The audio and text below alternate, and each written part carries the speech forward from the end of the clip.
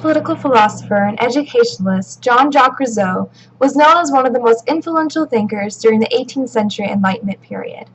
Rousseau was born in Geneva, Switzerland on June 28, 1712. His mother died when he was very young due to complications in childbirth. His father taught him a haphazard education in which he learned Republican patriotism and read the classical authors. When he was 10 years old, his father fled from the city to avoid being arrested, and his uncle sent him to a parsonage to learn basic religious schooling. At the parsonage, he endured harsh discipline that is believed to be the cause of his later hatred of authority. At the age of 13, he became an apprentice to an engraver. He endured several failed apprenticeships until he allowed his love of nature to take him to France. In France, he became companion to Madame Louise de Warens, who instilled in him a love for music, and inspired him to become a music teacher in Cambrai in 1732. He then became a tutor and later moved to Paris, where he was commissioned to write articles on music for the French Encyclopedia. Rousseau hoped to become established in a musical career, but ended up focusing on forming his political philosophies toward social reform. In 1750, he won a prize for his essay, A Discourse on the Sciences and Arts. This work explains the civic nature and moral character of an individual. This essay earned Rousseau recognition, although it was widely controversial. However, he went on to write many other works. Among some of his more famous works are the Social Contract, which outlines how a government could exist in a way that protected the equality of its citizens. Rousseau's ideas on education were mainly written in his novel Emile. Emile is written as a part novel and part philosophical. It is written in first person with a narrator as a tutor who describes in detail his way of education to his pupil. In Emile, he writes, "We are born weak. We need strength. We are born totally unprovided. We need aid. We are born stupid. We need judgment. Everything we do not have at our birth and which we need when we are grown is given to us by education." Education, then, was very important to Rousseau. He did not like the educational system of his day, and instead formulated a different approach to learning. He stressed that education should be carried out in harmony with the student's natural abilities, by a process known as autonomous discovery. This idea is in contrast with the notion that the teacher is the only authority figure which expounds knowledge to their students from a tired curriculum. Rousseau's educational beliefs are to protect the development of the child's natural goodness through many stages, coupled with the inability for the child to dictate the wills of others. In the natural education realm of Rousseau, books had no place. He firmly believed that the only purpose of books was to teach people to talk about things that they could never know. Instead of education being based around books, it would be based on stages of a child's development. The first stage of the program begins at birth and concerns the avoidance of the child learning to gain attention from the parents by crying, through explaining the idea that human relations are primarily ones of domination and subordination.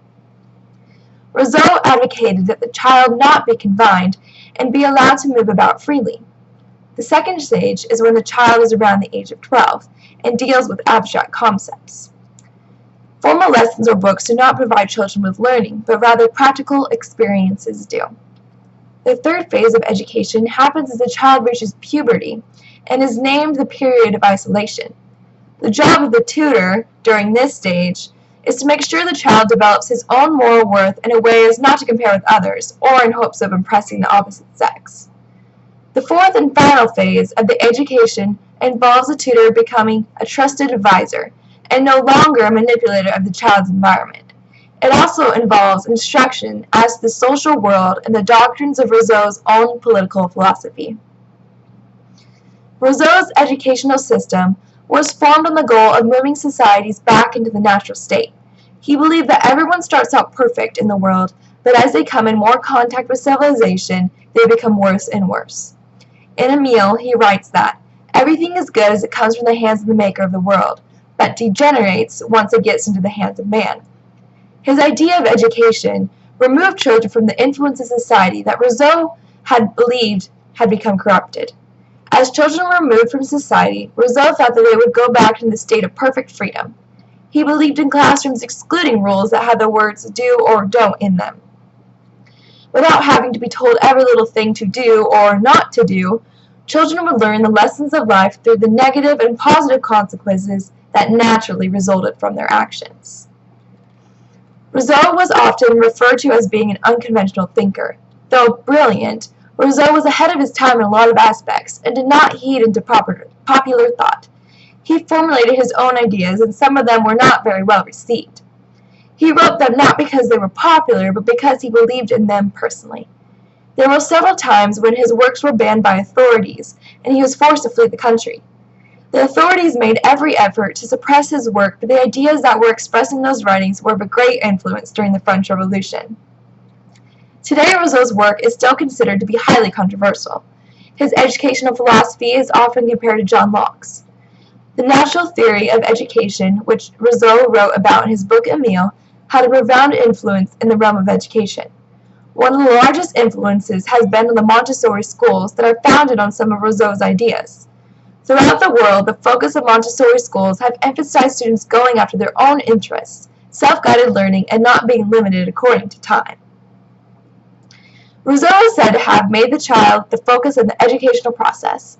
Personally, I have greatly impacted from the philosophy of Rousseau alone.